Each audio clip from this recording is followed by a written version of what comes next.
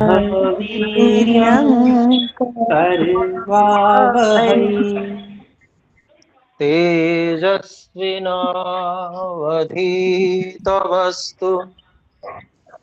तेजस्विनावधीतमस्तु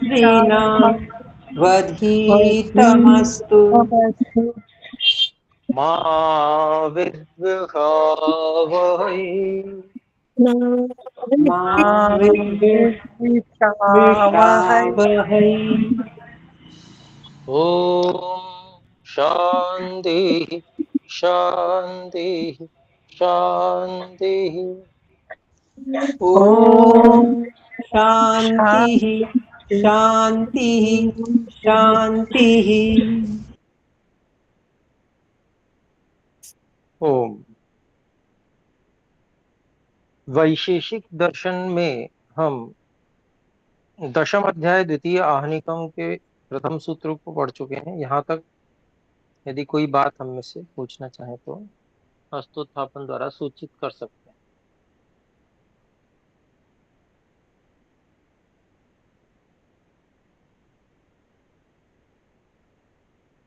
शंका उठाने में संकोच न किया करें। कई बार संकोच होता है कि मैं अधिक समय लेता हूँ इत्यादि या लेती हूँ, तो ऐसा नहीं सोचना चाहिए। जो शंका उठाते हैं उससे सभी का हित होता है, उसमें सभी लोगों को भी जानकारी होती है।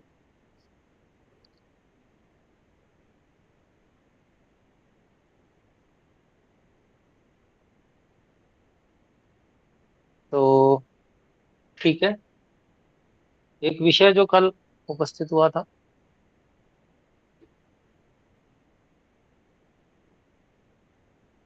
सुख दुख आत्मा के स्वाभाविक गुण हैं या नैमित्तिक गुण हैं।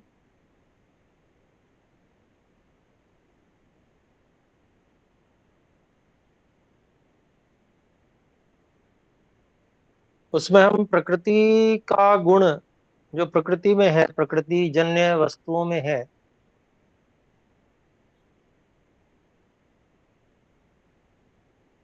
उस गुण को आत्मा कैसे अपने में नैमित्तिक रूप से अनुभव कर सकता है, ये इसका उदाहरण हमने रूप का लिया था। तो रूप जो है वो यद्यपि आत्मा अनुभव करता है, रूप को जानता है, समझता है, परंतु रूप का अनुभव अपने में नहीं करता। रूप का वही अनुभव करता है जहां वो है, उसको वही जानता है, अपने में नहीं जानता।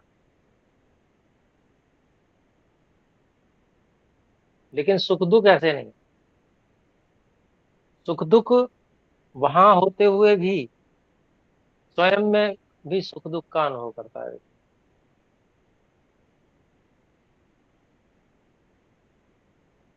इसलिए निमित्त से इसको आया हुआ समझा जाता है, आरोपित भी करता है स्वयं में। मैं सुखी हूं, मैं दुखी हूं।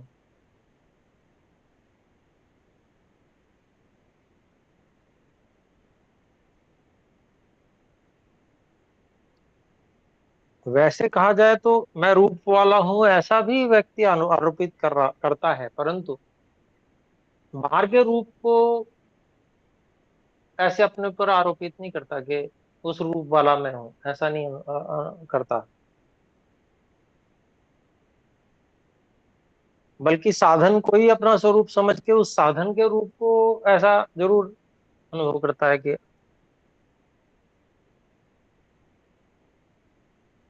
साधन का स्वरूप ही मेरा स्वरूप है, मैं साधन ही हूं।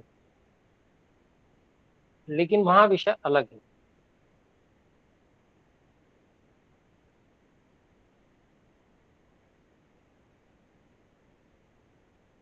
तो सुख दुख जैसे सामने वाली वस्तु से प्राप्त हो रहा है। मान लीजिए सुंदर रूप है, उसको देखकर सुख की अनुभूति करता है व्यक्ति,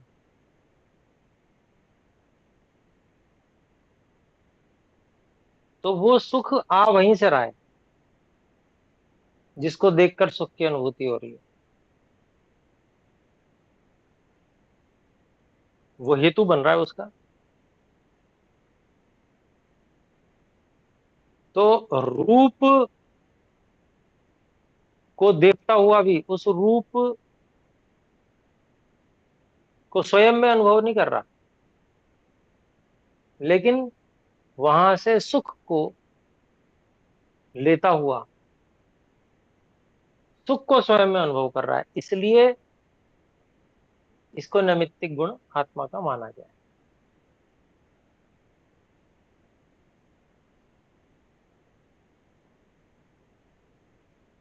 और स्वाभाविक इसलिए नहीं माना जा सकता क्योंकि वो हमेशा नहीं रहता, ज्ञान हमेशा रहता है। सुख और दुख दोनों विरोधी हैं आपस में, एक रहेगा तो दूसरा नहीं होगा, दुख रहेगा तो सुख नहीं रहेगा, सुख रहेगा तो दुख नहीं होगा।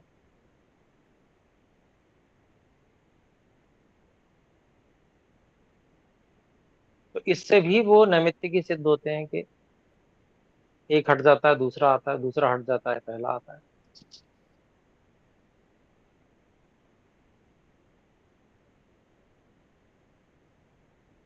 और दोनों भी सर्वथा भी हट जाते हैं, मुक्ति और असंप्रज्ञात समाधि की अवस्था में।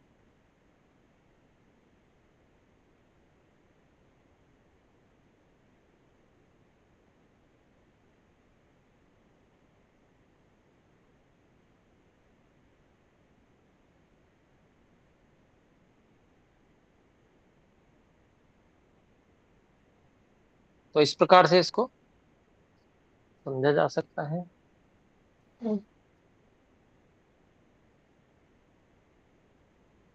अब हम देखते हैं दूसरा सूत्र, तथा और संयोगाद वा।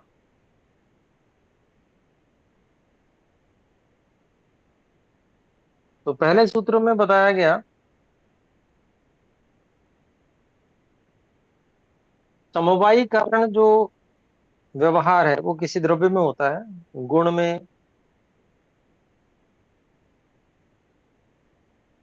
और कर्म में नहीं हो सकता, क्योंकि कार्य द्रव्य, कार्य गुण और कार्य कर्म जो है वह द्रव्य के साथ ही संबद्ध होते हैं।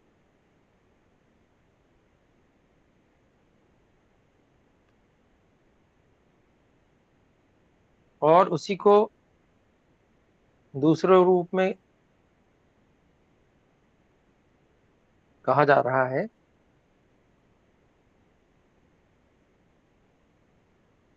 तो अवयवी में अवयव के संयोग के कारण भी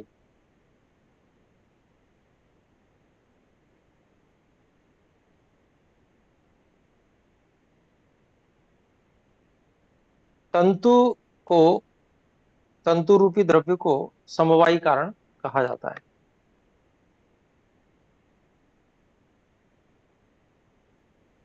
तो इस सूत्र के पूरे भाष्य को स्वामी विवेकानंद परिव्राजक जी ने कटवा दिया है।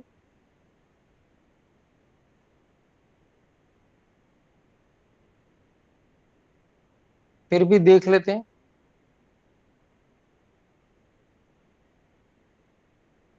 संयोगात्मा द्रव्य कारणमिति वर्तते।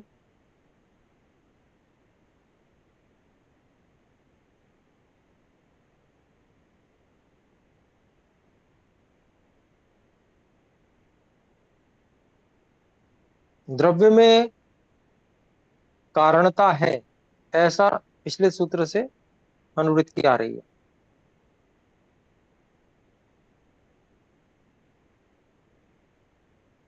वाकारः कारणांतर विधानाय च अर्थे। और वह जो सूत्र में दिया हुआ है वह एक अन्य कारण का विधान करने के लिए है, जोड़ने के लिए, चार अर्थ में।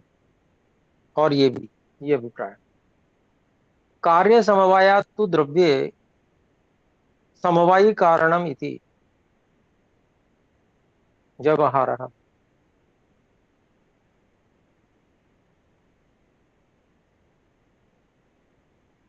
कार्य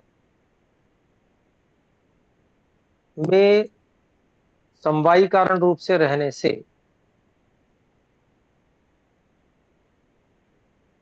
अर्थात द्रव्य में समवायी कारण ऐसा व्यवहार होता है तथा संयोगादपि द्रव्य कारणमिति व्यवहारो भवति। वैसे ही संयोग से भी द्रव्य में कारणपन का व्यवहार होता है।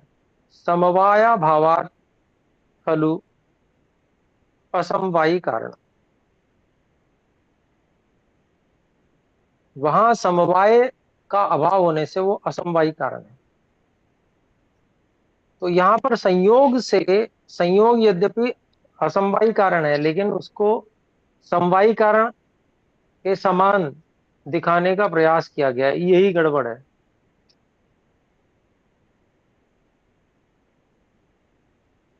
इसीलिए कटवाया स्वामी जी। वे एक ही बात हो सकती है, दो को घुला मिला नहीं सकते।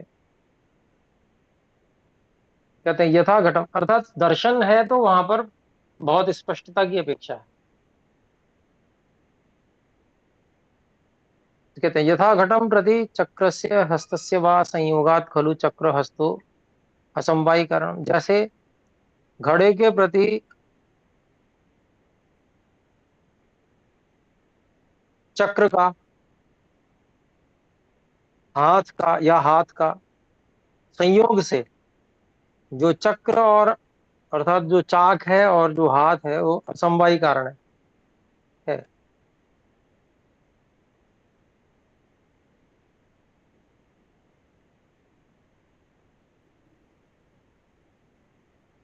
ये ठीक नहीं है। संयोग असमवायी कारण हो सकता है, चक्र और हस्त असमवायी कारण नहीं हो सकता। ये भी बात है ना। चक्र और हस्त तो निमित्त कारण हो सकता है, असमवायी कारण तो गुण ही हुआ करता है। और यहाँ पर स्वामी जी ने लिख दिया है, अब ये इसलिए काटना पड़ा। फिर कहते हैं पट प्रति तुर्याः संयोगात तुरी भवति असमवायी कारण। कपड़े के प्रति तुरी का संयोग होने से तुरी जो है वो असमवायी कारण होती है।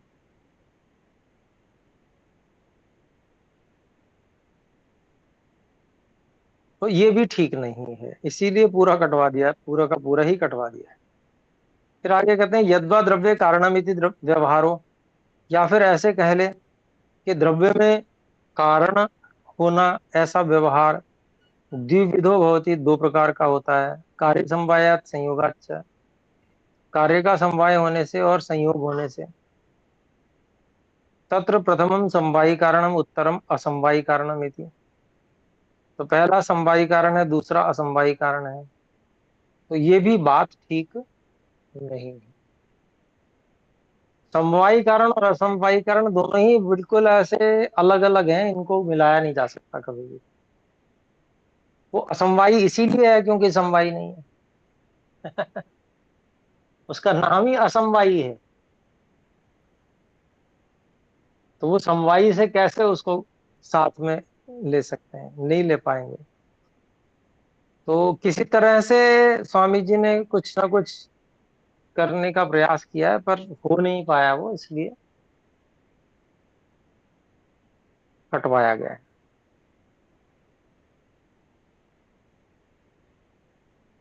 फिर कहते हैं संयोगाद वा द्रव्ये कारणत्वम असमवायी कारणत्वम तु वैकल्पिकम। संयोग के द्वारा या संयोग के कारण से द्रव्य में जो कारणत्व है, कारणपन है, अर्थात असमवायी कारणत्व है, तु वैकल्पिकम, वो वैकल्पिक है। द्रव्याद अन्यत्र भी, द्रव्य से अन्य स्थान पे भी। तस्य प्रक्रांतत्वात्, उस असमवायी कारण के द्रव्य से भिन्न स्थान पे भी उसके चले जाने से, प्रक्रांतत्वात्। तच्च अग्रे वक्ष्यति, आचार्य हैं, और वो आगे आचार्य जी कहेंगे, ऋषि कणाद जी क्या कहेंगे, अतएव अत्र वा शब्द प्रयुक्त है, इसलिए यहाँ पर वा शब्द का प्रयोग किया गया। परंतु कार्य समवायात द्रव्य समवायी कारणत्व नित्यमेव, लेकिन कार्य के समवाय होने से द्रव्य में जो समवायी कारणत्व है वो तो नित्य ही है। तस्य द्रव्यात अन्यत्र असंभवात, उसके द्रव्य से अन्यत्र असंभव होने से इति विवेकः, पर इसमें विवेक कुछ भी हो नहीं पा रहा है इसलिए कटवा दिया है स्वामी जी ने।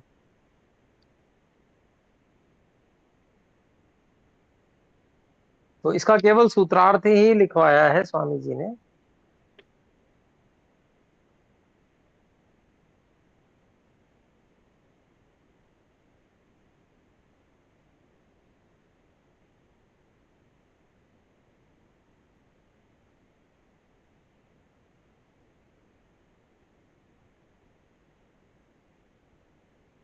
तो अवयव में संयोग के कारण से, यह अवयवी में कहना चाहिए, अवयवी में संयोग के कारण भी तंतु द्रव्य को समवायी कारण कहते हैं।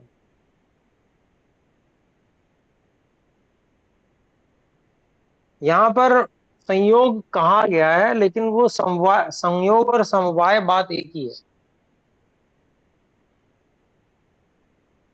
यहाँ संयोग कहने से असमवायी कारण को नहीं ग्रहण करेंगे, बल्कि समवायी कारण को ही ग्रहण करेंगे।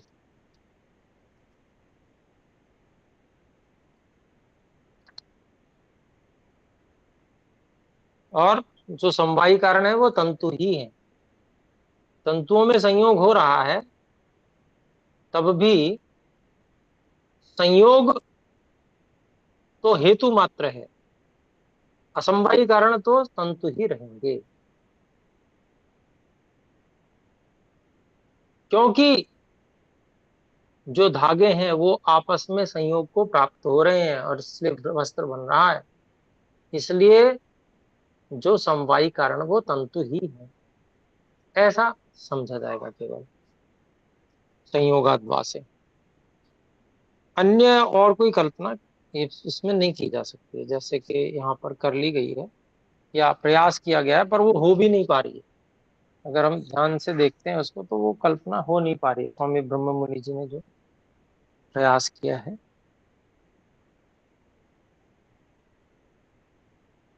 तो तीसरा सूत्र देखते हैं।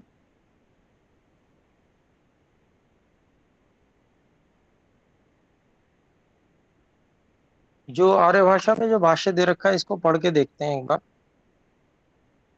द्रव्य में कारण रहता है, वाकार दूसरे कारण के विधान के अर्थ में है। कार्य के समवाय संबंध से तो द्रव्य में समवायी कारण का व्यवहार होता है, तथा संयोग से भी द्रव्य में कारण का व्यवहार होता है। समवाय संबंध के अभाव में वह असमवायी कारण होता है। जैसे घट के प्रति चक्र का या हाथ का संयोग से चक्र हस्त समवायी कारण होता है। अब यहाँ पर समवायी कारण लिख दिया,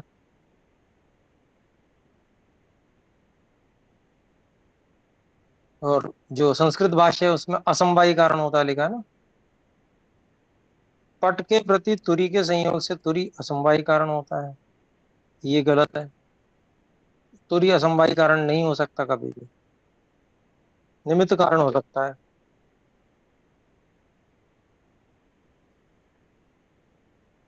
अथवा द्रव्य में कारण का व्यवहार दो प्रकार से होता है, कार्य के समवाय से। मतलब यहाँ पर तो केवल जो आर्य भाषा में है वो तो केवल संस्कृत भाष्य का आर्य भाषा में अनुवाद मात्र कर दिया गया है। इस पर विचार नहीं किया गया है कि ठीक है या नहीं है। पर क्योंकि यहाँ पर जो पढ़ाया गया होगा वो भी स्वामी विवेकानंद जी ने ही पढ़ाया होगा, तो उन्होंने हमें तो कटवा ही दिया था,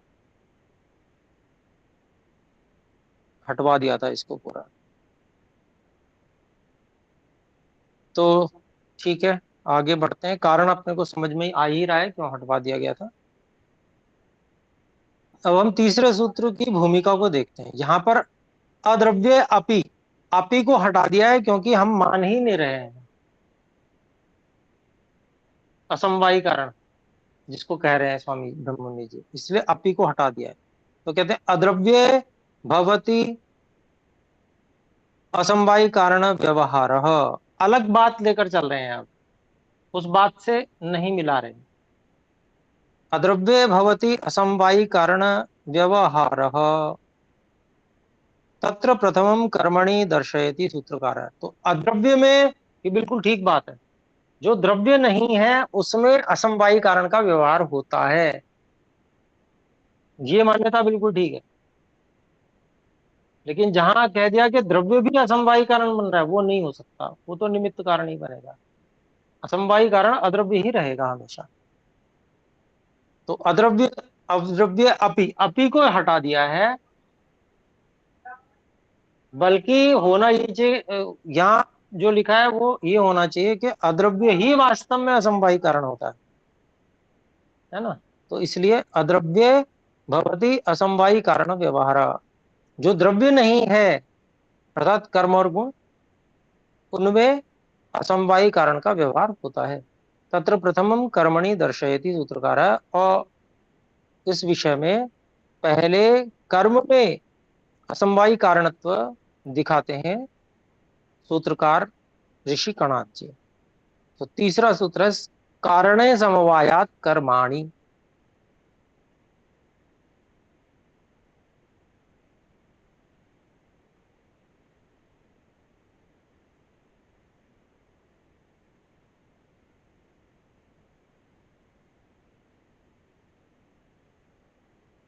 तो कहते हैं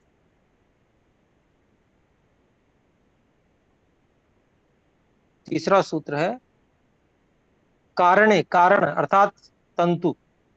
उदाहरण हम लेंगे तो वस्त्र और तंतु का जो उदाहरण ले रहे थे उसी में धागा जो कारण बन रहा है, तो कारण में कारणे समवायात, तो कारण अर्थात धागे में संबद्ध होने से कर्म संयोगादि गुणों के असमवायी कारण होते हैं। तो यहां पर सुधार दिया गया, देखिए, है ना, सूत्रार्थ सुधार दिया गया।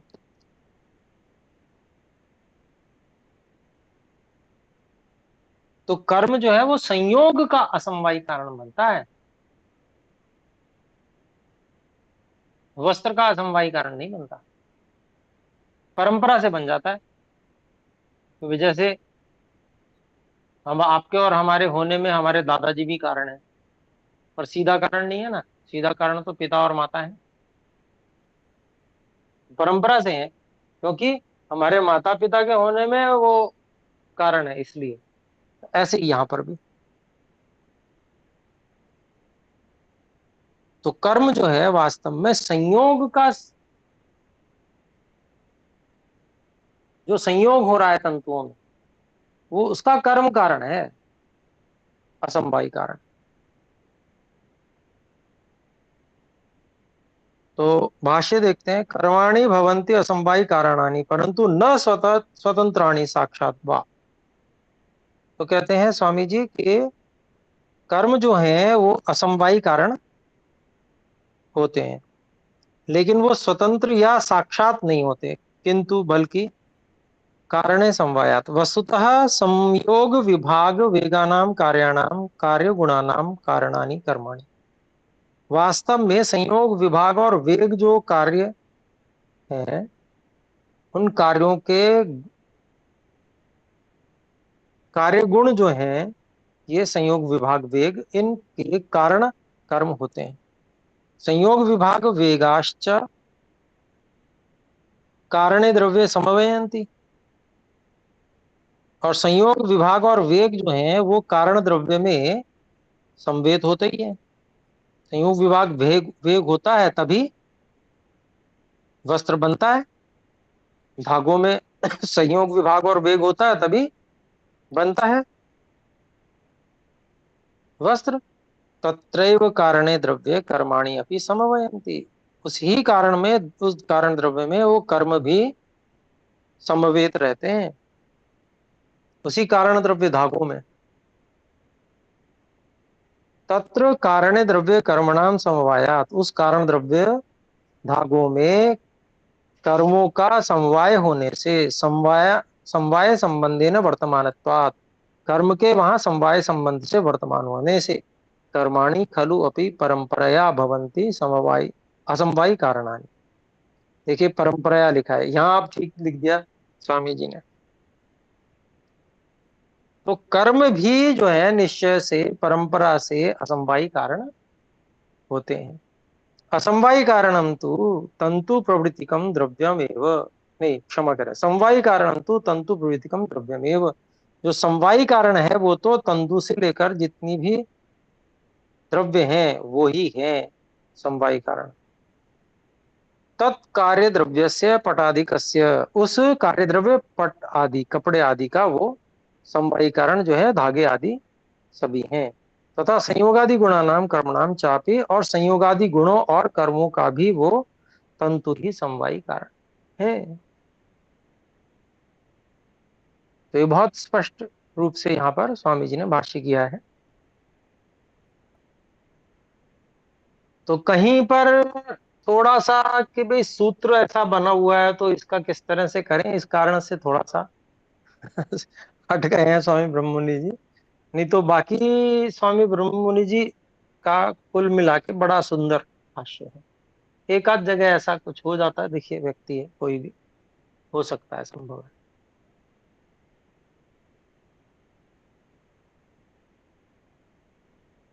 तो देखिए अब चौथे सूत्र की भूमिका है, अथ गुणे असमवायी कारण व्यवहारम दर्शयति।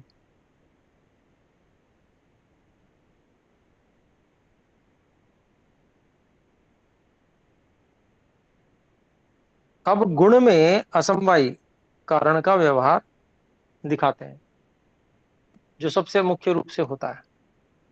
गुण ही असमवायी कारण होता है।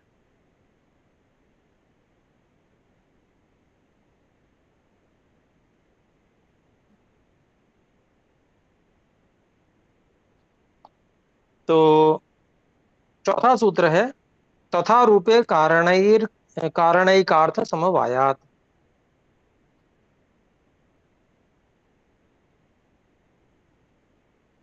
तो ये चौथा सूत्र है, इसका अभिप्राय है तथा वैसे ही रूप गुण में असमवायी कारण का व्यवहार होता है।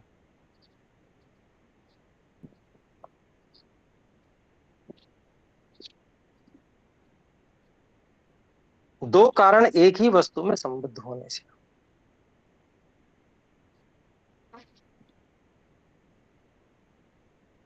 कारण एकार्थ समवाय, दो कारण एक ही में संबद्ध होने से।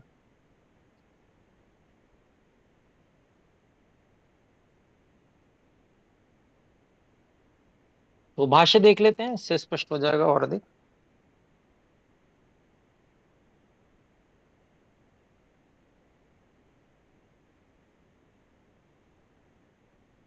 तथा रूपे रूपादौ रूप स्पर्श स्पर्श रूप रस स्पर्शेशु, वैसे ही रूप में, रूप आदि में, अर्थात रूप रस और स्पर्श में,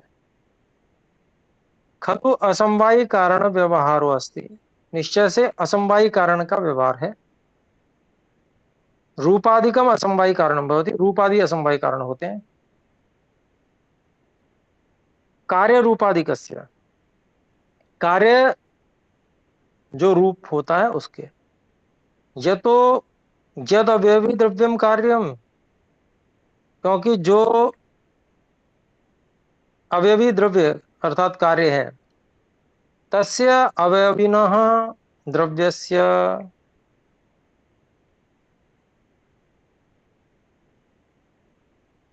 समवायी कारणम अवयव द्रव्यम एको अर्थः। इस समवायी को जोड़ लेंगे हम, उससे और स्पष्टता आ जाएगी, इसलिए समवायी लिखा नहीं है भाष्य में। तो तस्य अवयविनः, उस अवयवी के अर्थात द्रव्य के, द्रव्यस्य उस, तस्य अवयविनः द्रव्यस्य उस अवयवी द्रव्य के समवायी कारणम, समवायी जो कारण है, अवयव द्रव्यम एक और अर्थ है। जो अवयव है, अवयव द्रव्य अर्थात तंतु, धागा, वह एक वस्तु है, एक अर्थ है। फिर कहते हैं समानाधिकरण, और वो तंतु क्या बना हुआ है? समान रूप से सबका आधार बना हुआ है। किस किस का? रूपादिकस्य अवयवी द्रव्य से, रूप आदि, वो रूप आदि किसके हैं? तो अवयवी द्रव्य से, अवयवी द्रव्य के। तो अवयवी द्रव्य के रूप आदि, रूप रस और स्पर्श, उन सब का जो तंतु द्रव्य है वो आधार बना हुआ है। तत्र कारण आख्या एकाधिकरण,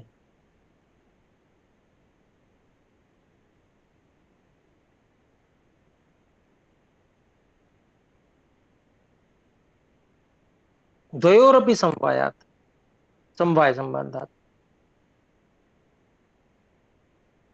वो कारण नामक उस तत्र, उस कारणाख्य एकाधिकरण, उस कारण नामक अर्थात तंतु में जो एकाधिकरण बना हुआ है, समान रूप से सबका आधार बना हुआ है, उसमें, उस तंतु में, द्वयोः अपि, दोनों का भी, समवायात, समवाय होने से, अर्थात समवाय संबंधात, समवाय संबंध होने से, कारणस्थ रूपादिकम असमवाय कारणम भवति, कारण में उपस्थित जो रूप आदि है वह असमवाय कारण बन जाता है। क्योंकि तंतु जो कारण है वो आधार तो सबका बना ही हुआ है, उस तंतु का जो रूप है वो भी तो वस्त्र का कारण बन रहा है, लेकिन वो गुण हमेशा असमवायी कारण होता है, समवायी कारण तो हो नहीं सकता गुण। इसलिए तो कहते हैं रूपादिकम असमवायी कारण भवति, तो कारण में उपस्थित जो रूप आदि है वो असमवायी कारण हो जाता है। इसका? कार्य रूप आदि कस्य, कार्य रूप आदि का, अवयवी द्रव्य स्थितस्य, जो अवयवी द्रव्य में स्थित है उसका। तो ये एक प्रकार का व्याख्या मार्ग हो गया। अब दूसरे प्रकार का व्याख्या मार्ग दिखा रहे हैं। तो हम दूसरी प्रकार का व्याख्या मार्ग अगली कक्षा में पढ़ लेंगे, क्योंकि समय अभी हो चुका है। आइए मिलकर एक बार ओम का उच्चारण करें। ओ